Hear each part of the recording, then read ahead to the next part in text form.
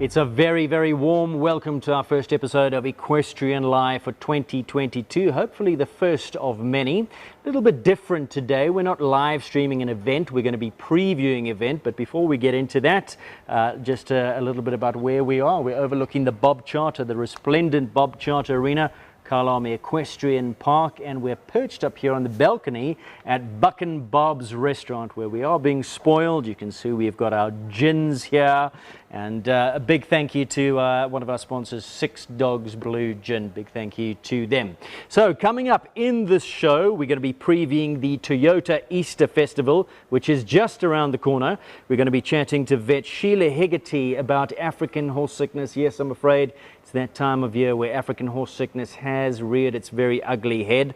So more about that and safety measures that we need to put into place. And then we're going to be talking about the Toyota Easter Festival with specific mention about the South African Outdoor Grand Prix. And joining me a little bit later will be two of the top contenders in the South African Outdoor Grand Prix for 2022. That's just around the corner. But my first guest, who's sitting on my right-hand side, is the show director. She's got a mammoth task on her hands because just around the corner is the now Toyota Easter Festival. So that's very exciting. Very good afternoon, Heather Mpofu. How are you? Well, thanks. How are you, Ada? I'm very well. Are you getting much needed sleep before the Easter Festival? Because I know it is a manic mad time for you. Particularly no. I'm not getting any sleep whatsoever. It's very stressful. And yeah, the preparation and everything, the planning, it's very, very stressful. And it's stressful for a number of reasons. The size of the event, the number of competitors, how many arenas you've got going, keeping everybody happy, competitors, spectators, sponsors, the whole bank sheet, that all rests on your shoulder. Am I making you nervous? Very, very, very. But then again, I've been nervous for the whole year. I've been like, seriously, when we plan these events, we start looking at them from the year before, and we think about how we want them to be actually taking place, and what we intend, and what kind of sponsor we're going to go for, and you know what we're going to put on the table for everybody concerned. It's one of the very big show jumping events on the calendar. People come from far and wide. How many competitors, how are the entries looking for 2022? 2022 entries are looking very, very well, very healthy indeed. We haven't had this much since way before COVID, and we are looking at over 4,000 in just jumping on its own, over 200 in dressage, another 100 coming from showing and equitation, and it's a lot of entries. It's a lot of entries. We've had to drop our mini leagues because we weren't so sure about the regulations, you know, building up to this event, whether we'll be able to cater for everybody in every event that we have had in the past. So we've had to drop a few classes here and there, but then we still have a very, very healthy amount of entries. Take us through the schedule. Actually, before we get to the schedule, very exciting that a new sponsor has come on board, and that is Toyota. We're very, very thankful to Toyota South Africa for coming through to sponsor our event. We have had to run this event, I think, twice already without a headline sponsor, which was very, very difficult. And having a headline sponsor means a lot to this event. And we welcome Toyota this year. Now, it is over Easter time. That means family time, and that is the whole kind of nature of the show, that it caters to family, lots of fun events. What can we expect? Is it going to be the same of what we've a tried and proven recipe that we've had in the past, or is it going to be something new? Let's say it's going to be a quite a similar vibe, because we don't want to really move away from what Easter is actually is all and about. What works? You know, it works that it's a family event, it's a free event, all are welcome, and you come with your family, with your kids, and we cater a lot for kids. I mean, we've got the play area, the usual play area. We've got the Easter egg hunt and a lot of fun, and watch the horses while you're enjoying time out with the family. Now it runs from the 9th all the way to the 18th, but if Yes. you are looking to come as a spectator and you want to watch and have some fun, participate, see some the Easter egg hunt, what days are the fun events happening for the families? The fun events, we're looking at the fun events from the Easter weekend, Okay. from the Saturday. That's when we're going to have the speed and 4-bar. Okay. And then we move on to the Sunday where we have the actual... Well, before we move on to the Sunday, let's take a look. Speed and 4-bar, winner takes all. Minimum £2,500 prize money, maximum 10 entries. What is the speed and 4-bar? How does that work? So basically we're talking of a small course that you have to jump between a meter 20 and a meter 35. You jump that course, and then you take a breather, and then you do 4 consecutive jumps in a row. Okay. So they all also range from 125 all the way to 1 meter 35.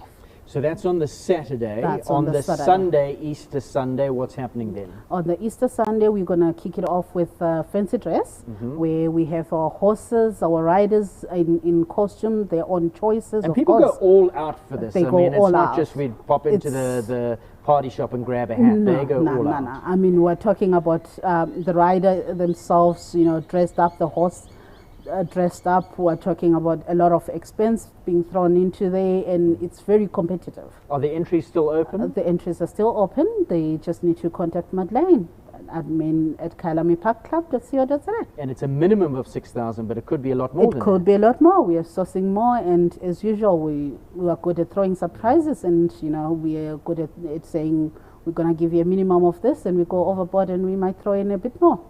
Now, the big day is the Easter Monday, and that's Yes. always traditionally when the South African Outdoor Grand Prix takes place. Yes. Are we expecting a good one this year? We are expecting a very good one, a very good one, a very competitive one. I mean, I've seen a lot of top riders. They're in good shape. They're in good shape. It's going to be very competitive from the junior riders. We're going to have the Junior Grand Prix, and then we're going to have the Adult Grand Prix. Of course, without leaving the Pony Rider Grand Prix, which is going to be happening on the Sunday after the egg hunt. We're hoping that a lot of those kids will come to the egg hunt, will actually stay and watch, their counterparts as they go head to head and fight for the title. We didn't speak about the Easter egg hunt. That's always a big draw card. Lots of kids enjoy that. So for people out there who don't have to be horse orientated, they can also come for the Easter egg hunt. Everybody is welcome. Get their sugar rush. Every child is welcome. We'll do it Is in it children sections. only? Can I go and get it? Nah, Aiden. We love our children. We know you will grab the most eggs. I mean, like seriously, we'll do it in sections. So don't worry about your kid being a little one. We will have the section for the littles who will go with their minders, their parents, anybody who's willing to bring them along. So we've got top-class show jumping, we've Yep. got fun events, we've got the South African Outdoor Grand Prix on the Monday, we've got the Vendors Village, we've got tax shops, we've got lots of catering, we've got the in-house catering buzz, plus then the food stores will be coming. We've got gin on the table, but there'll be gin served as well, so it really is a festive atmosphere. COVID has reared its ugly head over the last couple of years. Are we over that? If people want to just come off the street, what do they have to do? Are there things that they have to sign? Do you have to get in touch with the club? How does one attend? Okay, so basically there's a link for our showwave that's pinned to our Kyalami Park Equestrian Facebook. You just go on that link and you log on, you register, and you can show up. Spectators, of course, will be required to have vaccination certificates for those that are eligible for vaccinations, and you can upload that, easy process. And if you don't have a vaccination certificate, you can also bring your COVID tests that you've had. And it's normal sporting regulations as per the minister. Should they change to something else, then it will be that. Well, touchwood, holding thumbs that they don't. So the Toyota Easter Festival got a great ring to it. Toyota coming on board for the first time this year in 2022. It's just around the corner. So let's take a look at those dates when it's all happening here. Right behind me in the Bob chart is the main event, the main arena. It starts on the 9th and it runs all the way to the 18th, the main day being Monday the 18th with the South African Outdoor Grand Prix. And if you can't get to Kyalami Equestrian Park on that Monday, but you would still like to catch some of the action, do tune in to Equestrian Live SA.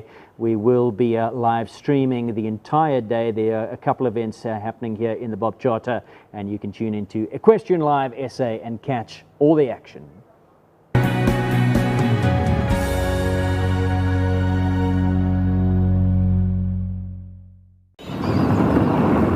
I just don't understand why you never use things. You have a watch, but are you ever on time? No. You have a GPS, but are we taking the fastest route? No. You have a phone, but do you ever bother answering it? No. Yes! The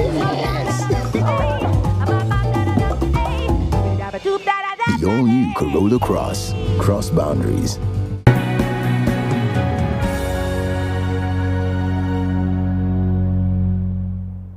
Welcome back to Equestrian Live SA here from Bucking Bob's overlooking the resplendent Bob Charter Arena. And it's a glorious time of year. It's autumn, the weather is good, but unfortunately it is the most dangerous time of the year. Yes, for horses, it's horse sickness season. And to tell us more about the dangers and what we can do to prevent horse sickness is Sheelagh Higgerty, who is the chairperson of the SAEF, the South African Equestrian Federation Veterinary Commission. Very good afternoon. How are you? I'm fine, and how are you? I'm very good. Was I correct? This is the most dangerous time, and 2022 is looking like it might be even worse than previous years in terms of horse sickness because we've had the rain and because unfortunately there was a little bit of a problem with the horse sickness vaccines. Many horses went without their vaccines, and this now leaves us very vulnerable. It does, though the number of horses that didn't have vaccines I don't think are the vast majority. I also, interestingly enough, up until last week, in this particular area we hadn't seen a lot, but they're coming, and it's usually when the weather gets cooler because the midges don't like very hot weather, and they like it more like 15, 18 degrees, and we're heading for that now. And of course all the rain we've had. We have had a wet season. They love the water, they love the ponds, breeding grounds, so not looking good. We've got Toyota Easter Festival around the corner. Lots of people will be traveling in from all parts of South Africa, including outside of our borders, Zimbabwe. What can they do? What preventative measures are there that we can put in place? Well, first of all, obviously African horse sickness vaccine, but I think what people need to realize is that the vaccine isn't 100% effective in 100% of cases. So what the owners or people need to do is try and mitigate the number of midges that could possibly bite your horse. And you can do that by bringing them in, they say 2 hours before dusk, and only let them out into the paddocks 2 hours after sunrise. Because what do we know about the midges? They're not active during the daytime hours. So an hour after sunup, an hour, 2 hours before sunup and sundown. Those are your most dangerous times. They're sort of dawn and dusk feeders. I have to be honest, they have been found quite late at night.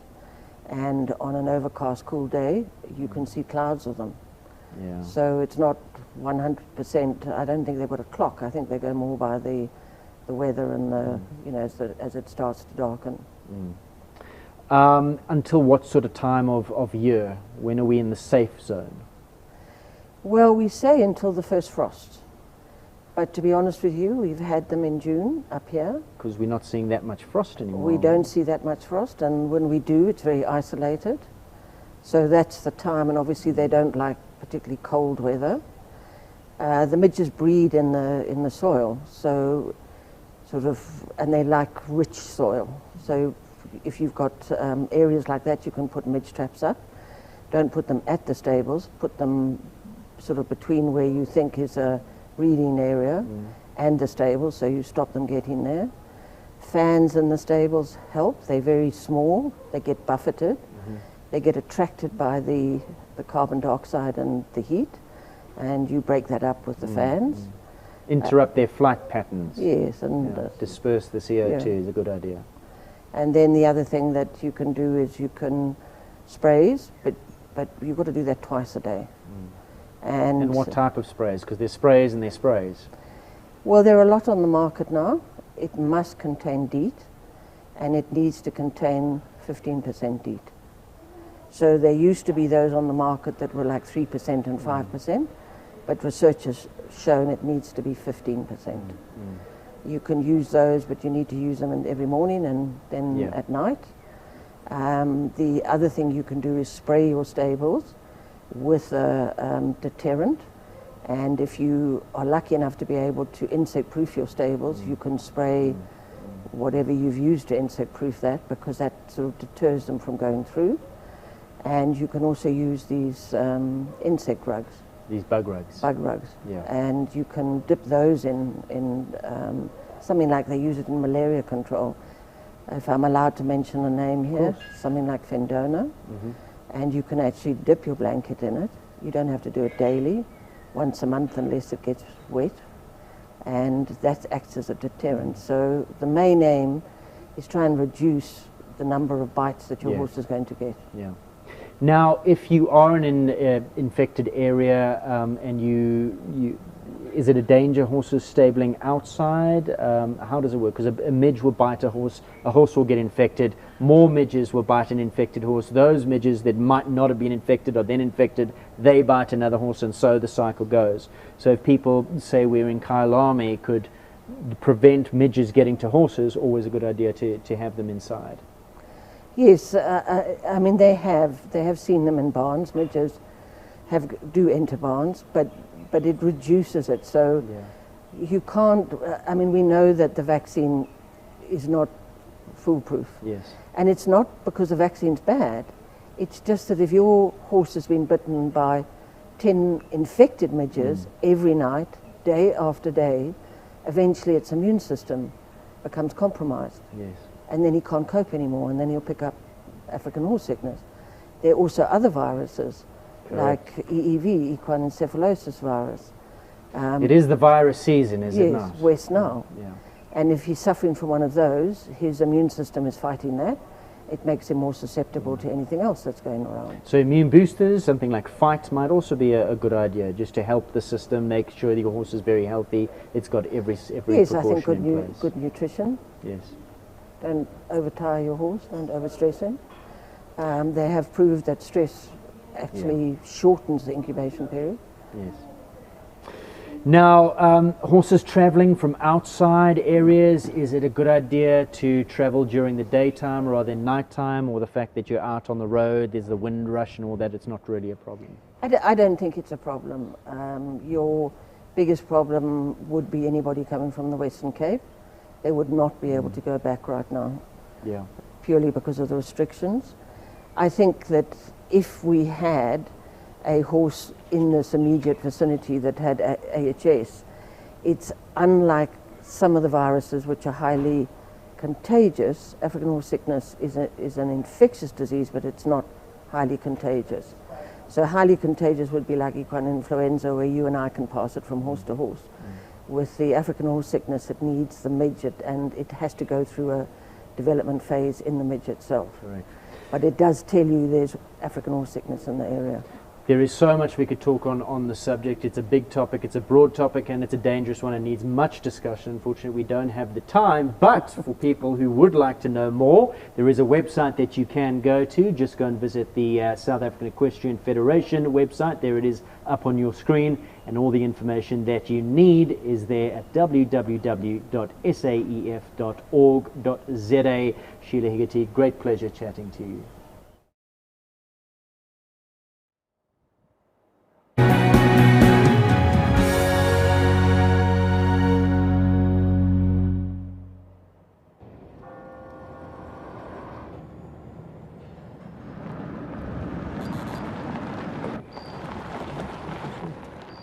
Short and sweet. Okay, thank you.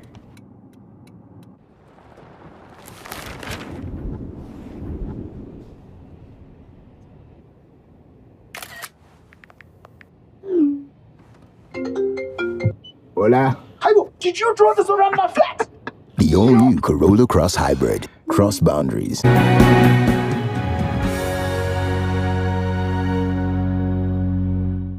Simply wonderful that we have a new sponsor in equestrian sport. It's a big one. Welcome to Toyota, who will be sponsoring the Easter Festival, which takes place right here at Kyalami Equestrian Park from the 9th to the 18th of April. Promises to be a goodie, and that culminates with the South African Outdoor Grand Prix come that Monday afternoon on the 18th. It forms part of the Triple Crown of show jumping in South Africa. It's a title that a lot of people want to win. Last year was an absolute humdinger. It went to a 5-horse jump off. That's after 2 rounds, remember. We'll talk a little bit more about that. Heading into the jump-off with 5 horses, Catweasel, Volker, Chantilly, Dartoli and Campbell. Without giving too much away, let's take a look at the final 2 protagonists who had it all to play for in the 2021 Outdoor Grand Prix of South Africa. He's got the energy. Got to bring out the A game here. Come on, last to go in this Outdoor Grand Prix of South Africa, Shay. Campbell.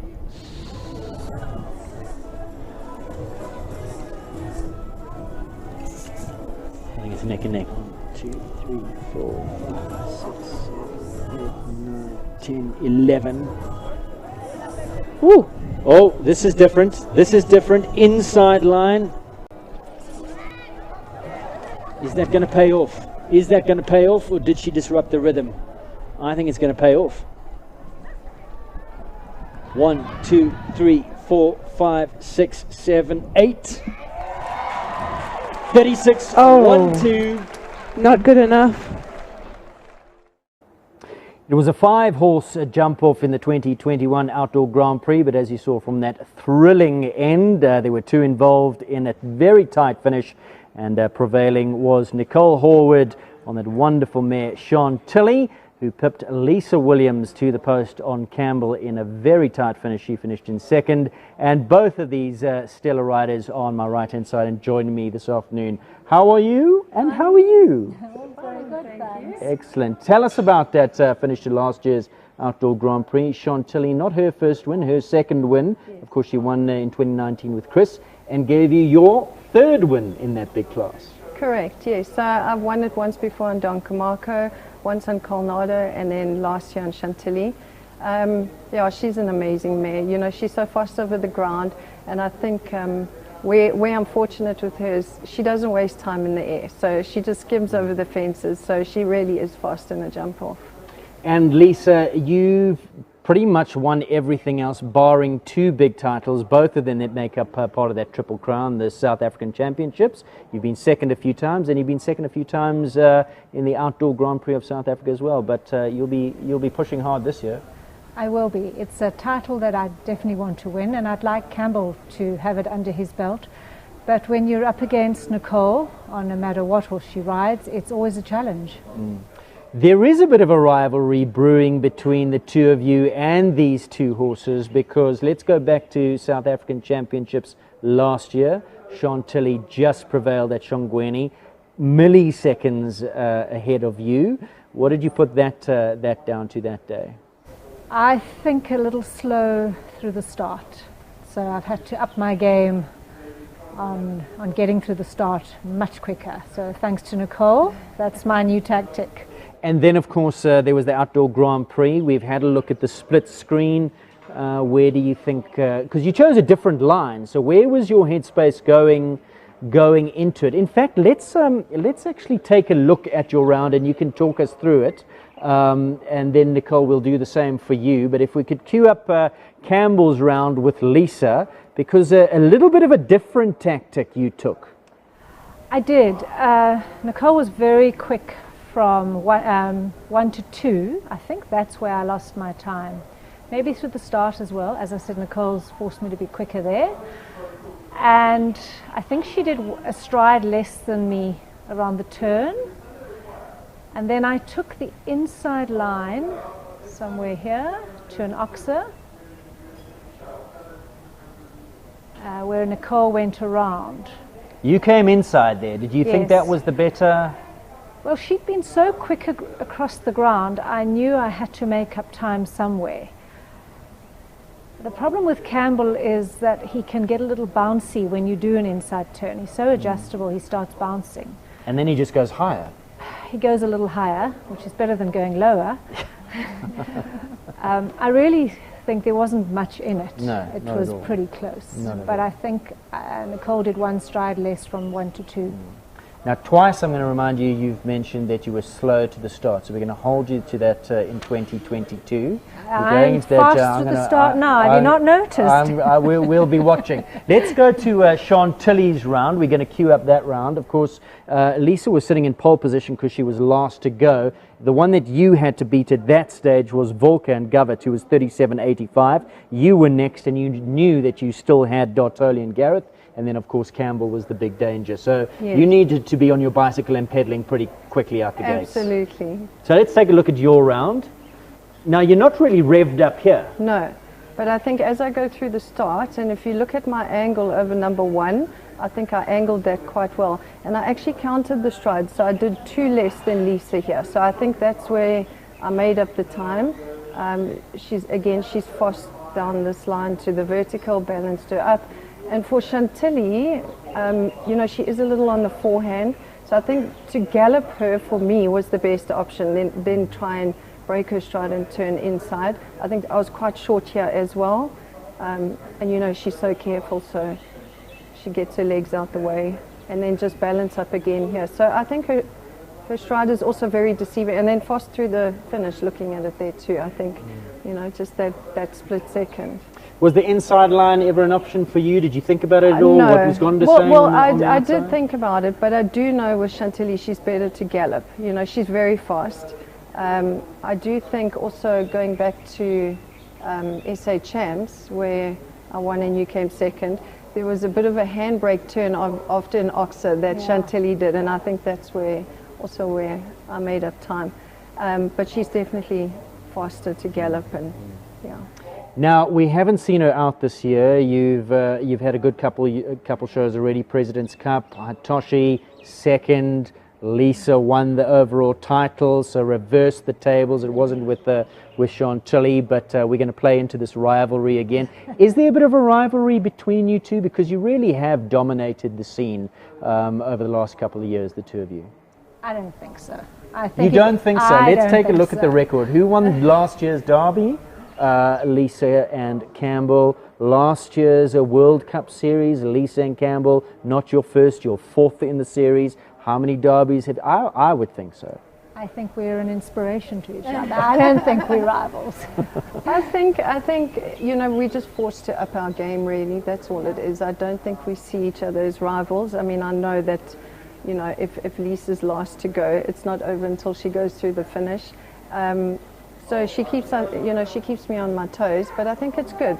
I think it's good competition. I don't think it's a bad rivalry. No. Let's talk about this title, because it makes up one of the 3 legs of the Triple Crown, being the South African Championships, the Outdoor Grand Prix and the Derby. Those make up the Triple Crown, and you, of course, are the only horse and rider combination with the great Don Camarco, now retired, to have won the Triple Crown. What does that mean to you, and what does this title mean to you?